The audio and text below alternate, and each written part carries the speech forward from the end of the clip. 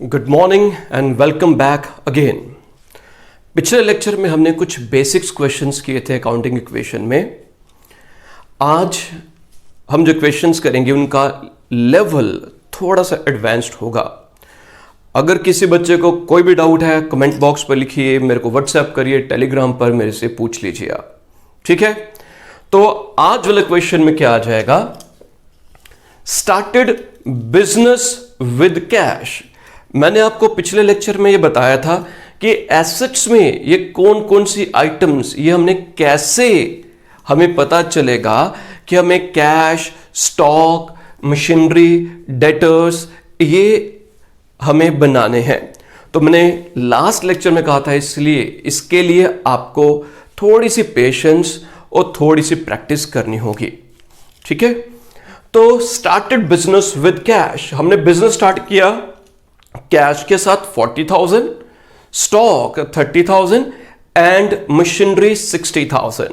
ये तीन आइटम्स जो ओनर है, ये तीन आइटम्स वो कंट्रीब्यूट कर रहा है बिजनेस स्टार्ट करने के लिए। तो कलेक्टिवली इन तीनों का टोटल कैपिटल में आ जाएगा और सेपरेटली इंडिविजुअली ये सभी आइटम्स, कैश का कैश में, स्टॉक का स्टॉक में और मशीनरी का मशीनरी में।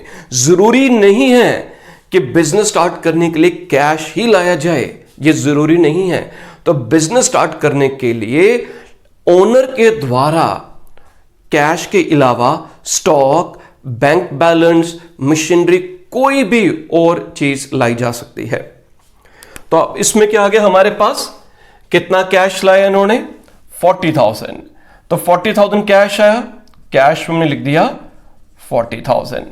स्टॉक 30,000 और मशीनरी 60,000। इन तीनों का टोटल किया 60 एंड 30, 19 प्लस 1,30,000 जो कैपिटल इनकी आ जाएगी। तो हमने कैश में लिख दिया, स्टॉक में लिख दिया, मशीनरी में लिख दिया और इन सब का टोटल कैपिटल में आ जाएगा। नेक्स्ट स्टेप क्या आ गया, first equation.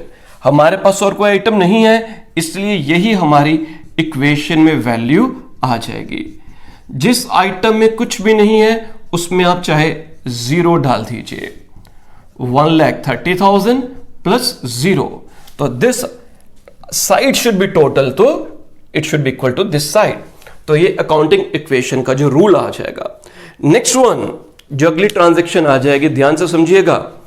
Goods costing ₹25,000। Cost last lecture में भी आपसे डिस्कस किया था। कॉस्ट कितनी है गुड्स की, 25,000 और इसको हमने बेच दिया उधार पर। किस पर बेचा, उधार पर बेचा है 28,000 रुपीज पर। तो उधार पर बेचने का मतलब आ गया कि जिसको उधार पर बेचा वो हमारे लिए डेटर्स, डेबिटर नहीं, बी साइलेंट है, इट इज डेटर्स। हम अगर किसी को उधार पर चीज बेचते हैं, मैंने उससे पैसा लेना होगा, वो मेरी प्रॉपर्टी बन जाएगा, मेरे लिए एसेट बन जाएगा। और अगर एसेट बन जाएगा तो कौन सा एसेट, डेटर्स। उम्मीद करता हूं कि आप सब ने मेरे पहले वाले लेक्चर, बेसिक टर्म्स वाले, आप सबने उन लेक्चर्स को सुना होगा, देखा होगा, तो आपके लिए इजी हो जाएगा इन टर्म्स को समझना। सो प्लीज जिन बच्चों ने अभी तक पिछले वाले लेक्चर्स नहीं पढ़े, नहीं सुने, प्लीज आप उन लेक्चर्स को एक बार देख लीजिए, तो इजी होगा मेरे लिए भी और आपके लिए भी। तो 25,000 की जो गुड्स थी, कॉस्ट 25,000। तो जो हम चीज बेचते हैं तो कॉस्ट में से, स्टॉक में से हम कॉस्ट माइनस करेंगे। तो 25,000 की जो गुड्स थी, जिसकी कॉस्टिंग 25,000 थी, वो हमने बेच दी। तो हमारा स्टॉक कितना कम होगा, गुड्स कितने की बेची थी, कॉस्टिंग थी 25,000 की, तो हम स्टॉक में से कॉस्ट माइनस करेंगे। क्या माइनस करेंगे, कॉस्ट माइनस करेंगे। और बेची कितने की, 28,000 रुपीज की। तो जो बेची है मैंने, डेटर से अब कितने रुपए लेने हैं, I am suppose to take 28,000 rupee from debtors. 25,000 की आइटम 28,000 में बेची है और कितने का प्रॉफिट हो गया, कितने का, 28 की बेची, 25,000 की खरीदी थी, तो 3,000 रुपए का हमारे पास 3,000 रुपीज का प्रॉफिट हुआ। और प्रॉफिट जितने भी रेवेन्यूज, जितने भी इनकम्स होती हैं, उन सब प्रॉफिट को, उन सब इनकम्स को हम कैपिटल में ऐड कर लेते हैं। किस में ऐड करते हैं? कैपिटल में। ठीक है जी। तो 3,000 रुपए हमने कैपिटल में ऐड कर दिया। कैश में कोई फर्क नहीं पड़ा, मशीनरी में कोई अंतर नहीं आया, और कैपिटल में 3,000 रुपीज हमने ऐड कर दिया। किस में ऐड कर दिया? कैपिटल में। अब इनको प्लस करते हैं, देखते हैं क्या आ जाएगा। New equation 40,000, 5,000, 60,000, 28,000 is equal to 1,33,000 plus 0, ये इफेक्ट आ जाएगा हमारे पास। Next transaction, goods, purchase goods on credit 35,000। हमने गुड्स खरीदी। जब हमने गुड्स खरीदी होंगी तो मेरे पास गुड्स आएंगी, मेरा स्टॉक इंक्रीज होगा। मेरे पास ऑलरेडी, लेट इट बी, मेरे पास ऑलरेडी 50 चॉकलेट्स पड़े हैं, मैंने 10 चॉकलेट्स और खरीदे, तो अब मेरे पास कितने चॉकलेट्स होंगे? 50 पहले थे, और कितने खरीदे? 10 और खरीदे। कुछ मीठा हो जाए, डेयरी मिल्क, है ना। तो मैंने 10 चॉकलेट्स और खरीदे, 10 चॉकलेट्स और खरीदे, तो अब मेरे पास कितने हो जाएंगे? 50 प्लस 10। अब मैं ऐड करूंगा, तो यहां पर हमने कितने के गुड्स खरीदी थी? 35,000 के गुड्स खरीदी थी उधार पर। तो 35,000 रुपीज से मेरा स्टॉक इंक्रीज होगा। अगर इंक्रीज होगा तो क्या करेंगे? क्या करेंगे? प्लस करेंगे। ठीक है। मैं आप लोगों से पूछा करूंगा, ये मन की बात है, वन वे कम्युनिकेशन है, बट स्टिल मैं आपसे पूछूंगा और थोड़ा सा ब्रेक लूंगा। मन में ही आप आंसर बोलो कि कहां पर आना चाहिए। अगर आपका आंसर जो आगे मैं यहां पर लिखता हूं अगर उससे मैच कर जाता है तो समझ लीजिए समझ आना शुरू हो गया है। ठीक है। तो थोड़ी सी दिक्कत आएगी बट समझ लेंगे हम। तो क्या बता रहा था आपको मैं? क्या बता रहा था? क्रेडिटर्स। तो परचेज गुड्स ऑन क्रेडिट, मैंने कितनी के गुड्स उधार पर खरीदी? आप purchase goods worth ₹35,000 on credit, तो स्टॉक इंक्रीज हो गया। दूसरा फैक्ट क्या आएगा? मैंने जिसे उधार पर खरीदा, जिसे उधार पर खरीदा, अब उसको पैसा देना है मैंने।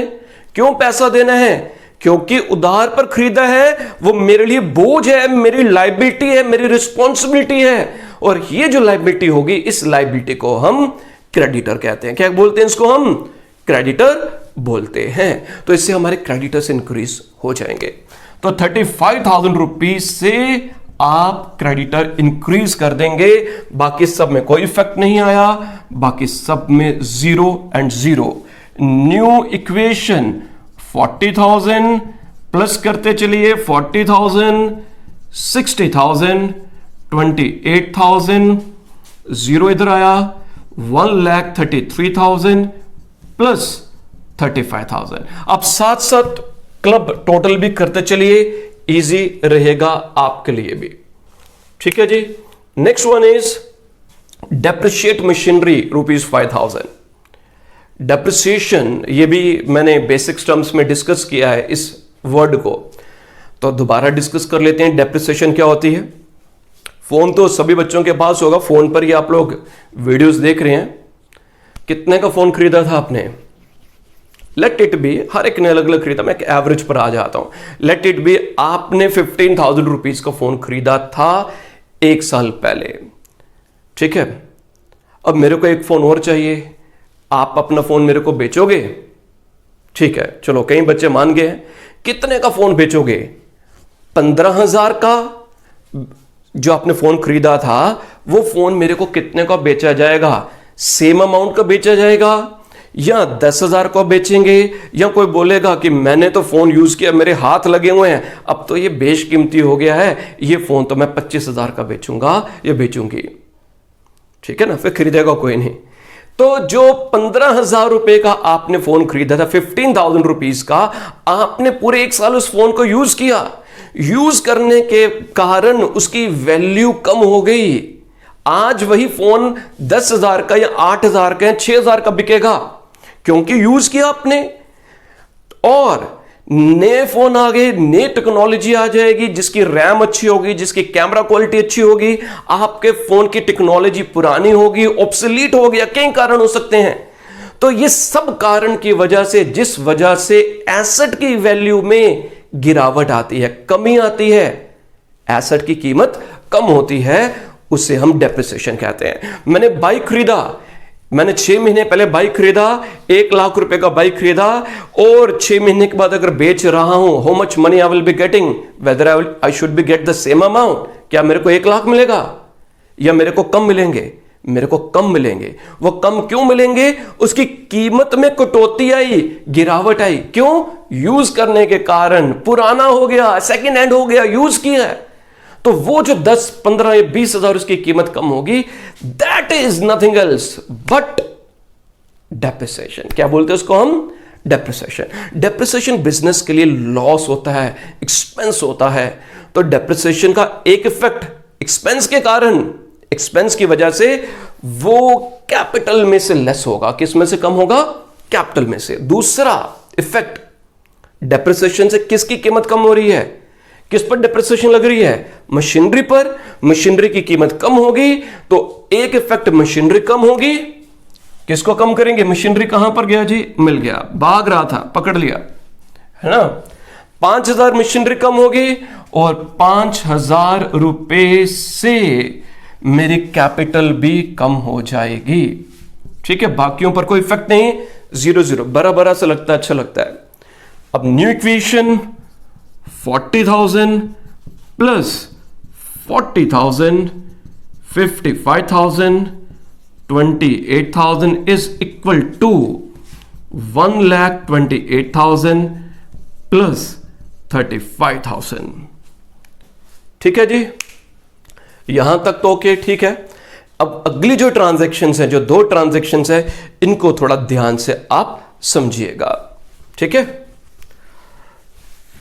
बहुत ह्यूमिडिटी आज जम्मू में, और आपके लेक्चर्स के लिए पंखा, एसी सब बंद करना पड़ता है, अदरवाइज पिक्चर क्वालिटी खराब हो जाती है, नॉइज आ जाती है, तो बड़े पापड़ बेलने पड़ रहे हैं अभी। कोई नहीं, आप लोग अगर पढ़ते चलेंगे, मेहनत करेंगे, तो इस गर्मी में भी पढ़ाने में मजा आता आएगा। ठीक है, तो अगर अच्छा लग रहा है, अगर आपको अच्छा लग रहा है, लाइक दबा दीजिए। अच्छा नहीं लग रहा तो उसको डिसलाइक कर दीजिए। कमेंट करना है कमेंट करिए, बट इग्नोर मत करिए, कुछ ना कुछ। ठीक है, अच्छा लगेगा।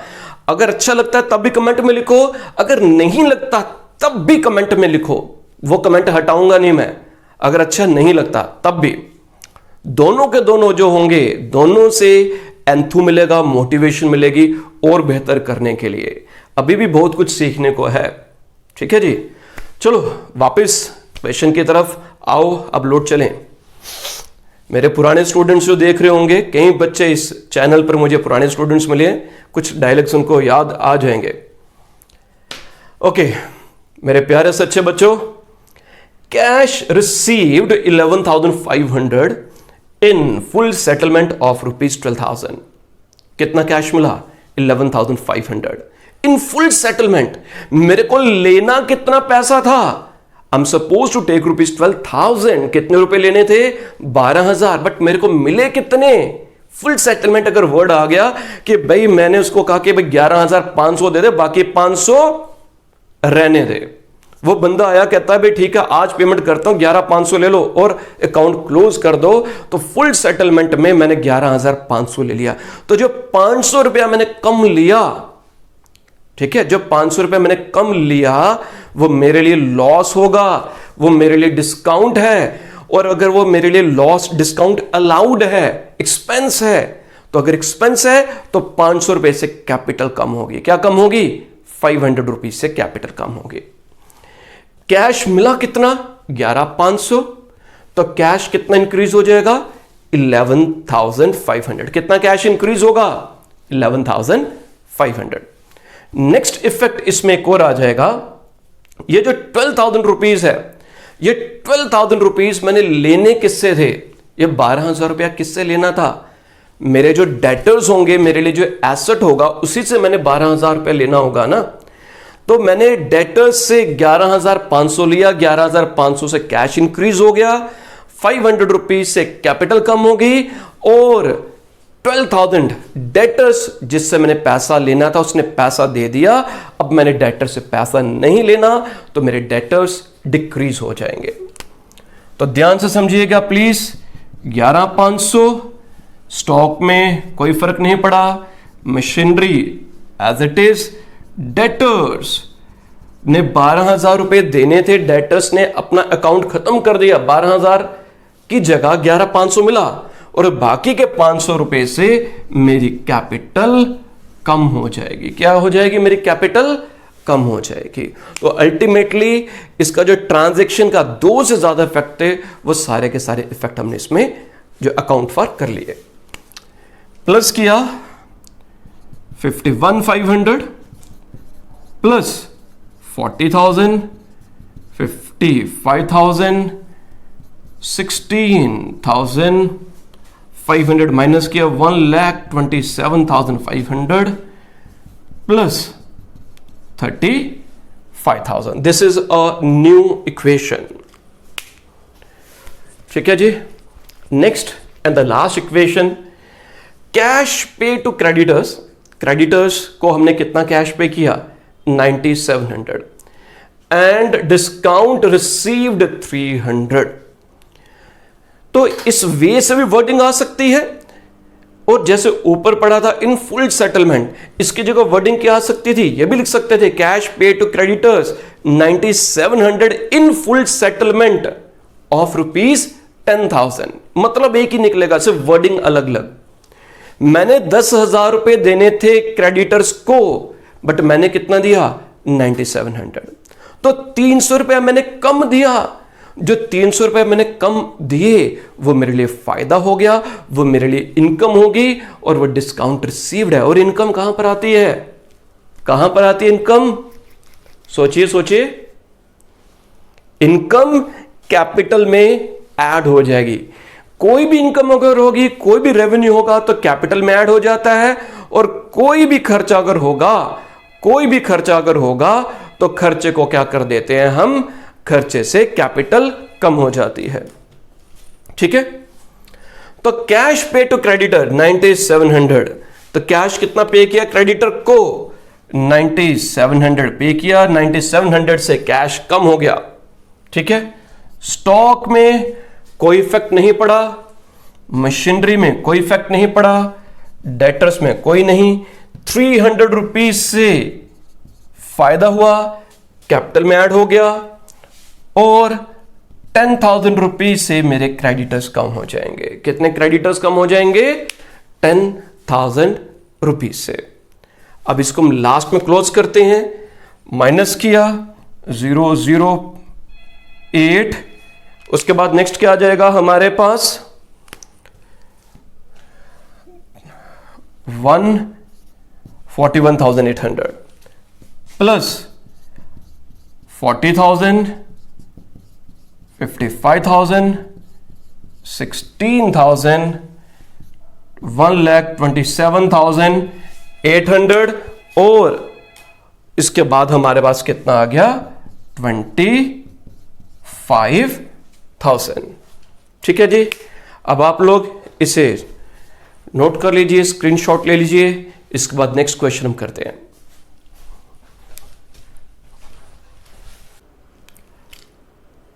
नेक्स्ट क्वेश्चन आपके सामने है।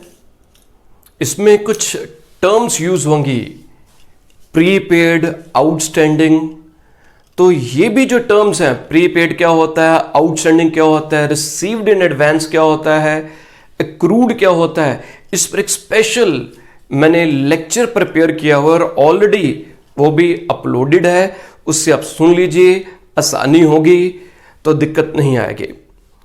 तो इसमें क्या आ जाएगा? Started business with cash 80,000 and bank balance ₹30,000। तो हमने बिजनेस स्टार्ट किया, कैश 80,000 लगाया और बैंक बैलेंस 30,000। इन दोनों को क्लब किया 1,10,000 रुपीज से हमारी कैपिटल इंक्रीज हो जाएगी, कैपिटल हमारी आ जाएगी 1,10,000। इन दोनों को हमने क्लब किया, न्यू इक्वेशन में सेम अमाउंट नीचे आ जाएगी और it should be equal to 1,10,000 plus 0। Rent paid by cheque, हमने रेंट पे किया, रेंट हमारे लिए खर्चा होता है और खर्चे के कारण अगर ये खर्चा है, एक्सपेंस है, तो कैपिटल में से लेस होगा। किस में से लेस होगा? कैपिटल में से। और किसके माध्यम से रेंट पे किया? अगर कुछ भी नहीं लिखा होता, अगर लिखा होता रेंट पेड, अगर लिखा होता सिर्फ रेंट पेड, तब हम ये अज्यूम करते हैं कि it has been paid in the form of cash, cash के माध्यम से पे किया है। बट अगर स्पेसिफिकली लिखा हुआ है कि रेंट पेड बाय चेक, तो हमने चेक के माध्यम से रेंट पे किया। एक तो बैंक का बैलेंस कम हो जाएगा क्योंकि चेक के माध्यम से पे किया है, और ये एक्सपेंडिचर है और एक्सपेंडिचर की वजह से हमारी कैपिटल भी कम हो जाएगी। तो बैंक में से माइनस हो गया, कैपिटल में से भी एज एक्सपेंस माइनस हो जाएगा। न्यू इक्वेशन 80,000, यहां पर 26,000, 0, यहां पर आ जाएगा 1,06,000 प्लस 0। नेक्स्ट ट्रांजैक्शन ध्यान से समझिएगा, कंसेप्ट भी समझाऊंगा। Rent due but not paid, due but not paid, मेरा रेंट ड्यू हो गया बट अभी तक पे नहीं किया। मेरी बिल्डिंग थी, मेरे पास बिल्डिंग है, मैंने रेंट पे करना था, किसी कारण से मैं रेंट नहीं पे कर पाया। गवर्नमेंट ने लॉकडाउन लगा दिया, गवर्नमेंट ने लॉकडाउन लगा दिया, मैं घर से बाहर नहीं निकल पाया, मैं अपने लैंडलॉर्ड को रेंट पे नहीं कर पाया, मैं अपने एम्प्लॉयज को सैलरी पे नहीं कर पाया, वेजेस पे नहीं कर पाया। तो मैंने पे करना था बट पे किसी कारण से अगर नहीं कर पाया तो वो मेरे लिए बोझ बन गया, मेरे ऊपर बोझ है कि भैया मैं बिल्डिंग को यूज कर रहा हूं, मैंने आपके सर्विसेज अवेल किया, आपको सैलरी पे करनी है, बट अभी तक पे नहीं किया। तो रेंट आउटस्टैंडिंग, कोई भी खर्चा अगर पे नहीं किया, आउटस्टैंडिंग अगर हो जाता है तो वो लायबिलिटी बन जाती है। Rent due but not paid means मेरे ऊपर बोझ है, मैंने पे करना था, अभी तक पे नहीं किया, पे करना है, बाद में कर दूंगा, अभी तक पे नहीं किया। तो फॉर द टाइम बिंग, जब तक मैं उसे पे नहीं करता, then rent outstanding is liability for me, तो मेरे लिए लायबिलिटी है। तो रेंट पे करना था, जो खर्चा है, तो खर्चे से क्या होगा? कैपिटल भी कम हो जाएगी। तो डबल इफेक्ट इसका क्या आएगा कि रेंट है, खर्चा है, अपने बुक्स में हमने लिख दिया कि ये खर्चा है, तो हमने खर्चे के कारण कैपिटल से माइनस कर दे। इवन दो कई बच्चों का यहां पर डाउट्स आएंगे, सर हमने रेंट तो पे नहीं किया, तो खर्चा तो है ना, तो कैपिटल में से क्यों माइनस करें? बच्चे पूछेंगे, हमने तो पे नहीं किया, हमने पे नहीं किया बट खर्चा है, मैंने अपनी किताबों में लिख दिया। जब मैं अपनी प्रॉफिट स्टेटमेंट बनाऊंगा, प्रॉफिट निकालूंगा, तो उसमें मैंने अपने मंथ के खर्चे तो लिखने हैं। मैंने मंथ के खर्चे में लिख दिया 5,000 का रेंट मेरा है, ठीक है, तो इसको मैंने एक्सपेंडिचर में लिख दिया, जिस कारण से ये कैपिटल में से कम हो गया। बट मैंने ये पे कैश में नहीं किया, इस वजह से ये मेरे लिए लायबिलिटी भी बन गई। क्या बन गई? लायबिलिटी भी बन जाएगी, और लायबिलिटी के कारण ये O/S मींस आउटस्टैंडिंग, O/S ये शॉर्ट फॉर्म है आउटस्टैंडिंग का। तो outstanding rent it is liability, तो इस वजह से एक तो आउटस्टैंडिंग रेंट इंक्रीज हो जाएगा, और खर्चा है, खर्चे के कारण कैपिटल में से लेस हो जाएगा, माइनस कर देंगे। बाकी इसका और कहीं पर भी कोई इफेक्ट नहीं आएगा। 80,000, 26,000, 0, 1,01,000 plus 5,000। Next, provide interest on capital. बहुत ही इंपॉर्टेंट पॉइंट है ये वाला, बहुत ही इंपॉर्टेंट कंसेप्ट है। इंटरेस्ट ऑन कैपिटल हमने प्रोवाइड किया। अब कैपिटल क्या होती है, पढ़ा होगा सभी ने। कैपिटल मीन्स ओनर जब बिजनेस स्टार्ट करता है, तो बिजनेस स्टार्ट करने के लिए जो पैसा लेकर आता है, बिजनेस में पैसा इन्वेस्ट करता है, उसे हम कैपिटल कहते हैं। मैंने बिजनेस स्टार्ट किया, मैंने उसमें कैपिटल लगा दी, और मैं क्या एक्सपेक्ट करता हूं, जो पैसा मैंने बिजनेस में इन्वेस्ट किया है, इस पैसे के ऊपर मेरे को बिजनेस से इंटरेस्ट मिलेगा। बिजनेस से मेरे को इंटरेस्ट। आप बैंक में जाते हो, बैंक में आप पैसा जमा करते हो, तो आपकी एक्सपेक्टेशन क्या होती है? चलो एक तो आ गया कि बैंक में पैसा सेफ रहेगा। दूसरा, बैंक में अगर पैसा पड़ा है वहां से हमें सूद मिलेगा, इंटरेस्ट मिलेगा। वैसे ही मैंने अगर बिजनेस में पैसा जमा किया तो मेरी एक्सपेक्टेशन क्या होगी? I should be getting interest on that amount. तो हम जब भी, मैंने पहले लेक्चर्स में बेसिक्स में मैंने ये समझाया, जब भी हम बुक्स बनाते हैं, अकाउंट्स बनाते हैं, हमें बिजनेस के पॉइंट ऑफ व्यू से करना है, दुकान के पॉइंट ऑफ व्यू से करना है, दुकानदार के पॉइंट ऑफ व्यू से नहीं करना। ठीक है। अब यहां पर जो इंटरेस्ट ऑन कैपिटल है, कैपिटल पर इंटरेस्ट कौन पे करेगा? बिजनेस पे करेगा ना। तो बिजनेस के लिए वो इंटरेस्ट क्या है? बिजनेस के लिए वो इंटरेस्ट ऑन कैपिटल एक्सपेंडिचर है। बिजनेस के लिए क्या हो गया? एक्सपेंस है, और एक्सपेंस के कारण प्रॉफिट कम होगा, और इस वजह से हम जो इंटरेस्ट ऑन कैपिटल है उसे हम कैपिटल में से माइनस करेंगे। क्या करेंगे? कैपिटल में से माइनस करेंगे। किस में से माइनस किया जी? कैपिटल में से। ठीक है। लाइट की बहुत फ्लक्चुएशन हो रही है, थोड़ी वीडियोस में दिक्कत ना आए। तो 5,000 रुपए से क्या हो जाएगा? 5,000 से कैपिटल कम होगी। एक इफेक्ट आ गया। दूसरा इफेक्ट क्या होगा वो भी डिस्कस करते हैं। इंटरेस्ट ऑन कैपिटल क्या है? बिजनेस के लिए तो एक्सपेंस है। अब ओनर के लिए मेरे को इंटरेस्ट मिला, मेरे लिए एज अ ओनर वो इंटरेस्ट क्या होगा? एज अ ओनर मेरे लिए इंटरेस्ट इनकम होगी। ठीक है। मेरे को इंटरेस्ट मिल रहा है, it is income for me. और वो जो मेरे को इनकम मिल रही है, मेरे को कैश में नहीं मिल रही। वो क्या कह रहे हैं कि बिजनेस में आपने जो कैपिटल इन्वेस्ट की है, आपका जो हिस्सा है, प्रॉफिट है, इंटरेस्ट है, उसे हम आपकी कैपिटल में ही जमा कर देते हैं। या आप इसे समझिए इस वे से कि मेरे को इंटरेस्ट उन्होंने दे दिया, कैश में दे दिया, ओके, और वो कैश मैं दोबारा बिजनेस में ही जमा कर देता हूं। और मेरे को जो इंटरेस्ट उन्होंने कैश में दिया और वो मैंने इंटरेस्ट अगर बिजनेस में जमा कर देता हूं, तो उससे क्या होगा? मेरी कैपिटल इंक्रीज होगी ना। कोई भी पैसा इन्वेस्ट किया जाता है अगर बिजनेस में, तो कैपिटल इंक्रीज होगी। तो घुमा फिरा कर नहीं किया, मेरे को कैश देंगे, फिर मैं दोबारा बैंक में जमा करूंगा, बिजनेस में जमा करूंगा। तो interest on capital is not paid in the form of cash, cash में नहीं मिलता। तो बिजनेस जितना भी इंटरेस्ट होता है, कैपिटल पर जो इंटरेस्ट बनता है, वो मेरी कैपिटल में ही ऐड कर देंगे। किस में ऐड कर देंगे? कैपिटल में ही ऐड कर देंगे। तो दोबारा इसको डिस्कस करते हैं कि देखने में होगा कि 5,000 कैपिटल में माइनस करना है, 5,000 ही कैपिटल में प्लस करना है। तो ओनर के पॉइंट ऑफ व्यू से मेरे लिए इंटरेस्ट ऑन कैपिटल इनकम है, प्रॉफिट है, और प्रॉफिट की वजह से मेरी कैपिटल इंक्रीज होगी, इसलिए कैपिटल में ऐड कर दिया। ठीक है। बिजनेस के लिए इंटरेस्ट ऑन कैपिटल खर्चा है, खर्चे से प्रॉफिट कम होगा, अगर प्रॉफिट कम होगा तो कैपिटल में से माइनस कर देंगे। तो आपने से इस फॉर्म में लिखना है -5,000 एंड +5,000। तो न्यू इक्वेशन इसके नीचे आ जाएगी, बाकी सब में 0 0 0 and 0। So new equation is 80,000 plus 26,000 plus 0, amount same रहेगी 1,01,000 प्लस 5,000। इसके बाद नेक्स्ट क्या आ गया? Commission received ₹1,000। कुछ नहीं लिखा कि कैश में है या बैंक में है।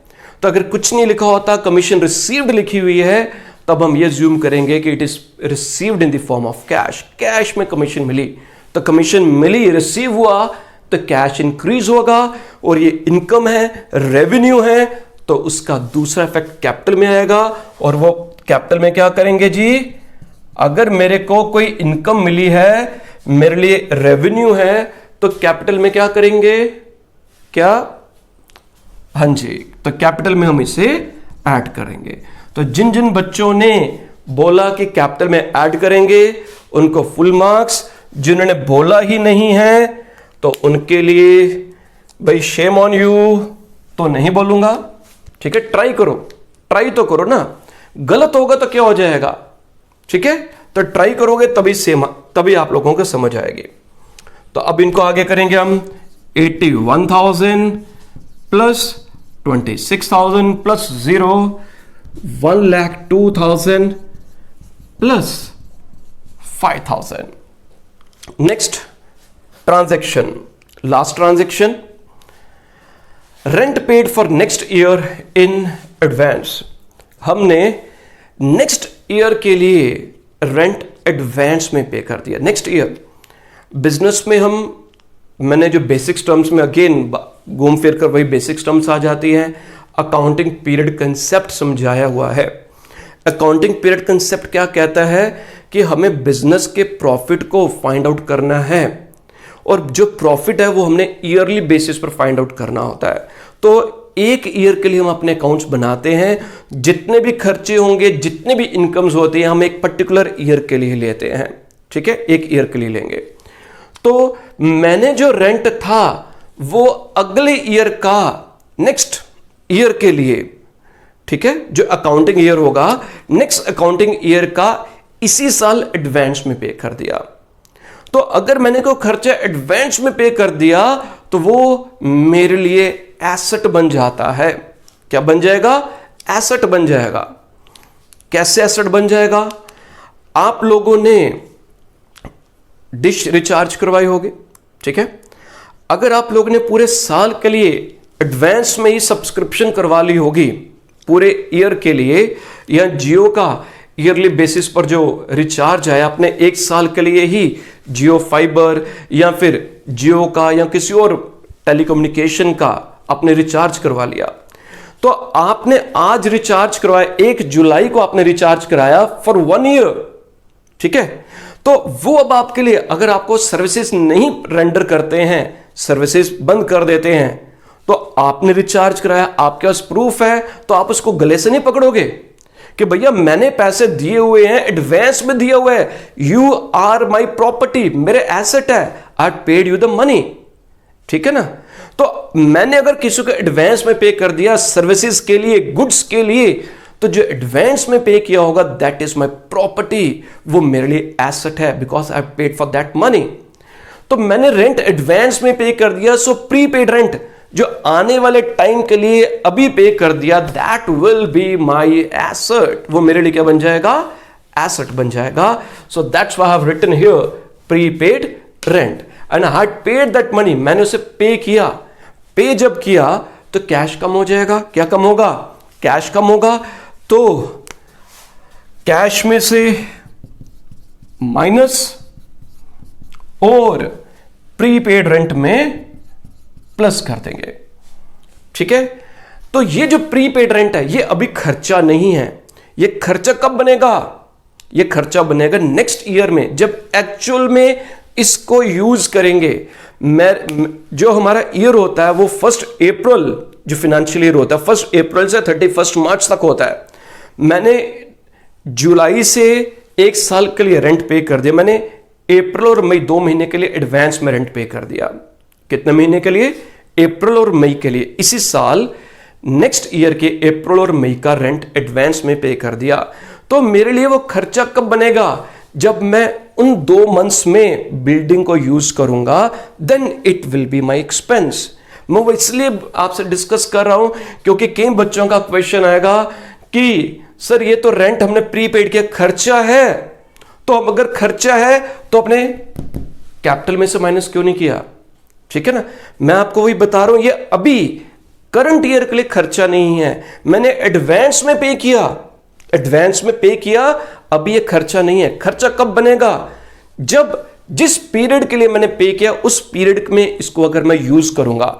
मैं जब अप्रैल और मई जो आने वाले 2 मंथ्स होंगे नेक्स्ट ईयर में, उन 2 मंथ्स में बिल्डिंग का जो किराया एडवांस में पे किया, जब मैं अप्रैल और मई में भी बिल्डिंग को ऑक्यूपाई करूंगा, यूज करूंगा, तब वो मेरा खर्चा बनेगा और नेक्स्ट ईयर में वो मेरे कैपिटल में से माइनस होगा। अभी माइनस नहीं होगा, अभी एक्सपेंस नहीं है, ये एसेट है, पेड इन एडवांस, और नेक्स्ट ईयर में इट विल बिकम एसेट।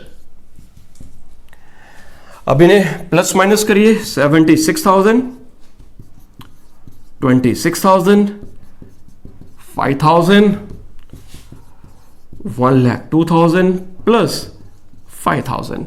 इनका टोटल चेक कर लीजिए, ये 1,07,000 है, इधर भी चेक कर लीजिएगा, ये सेम आता नहीं आता जी।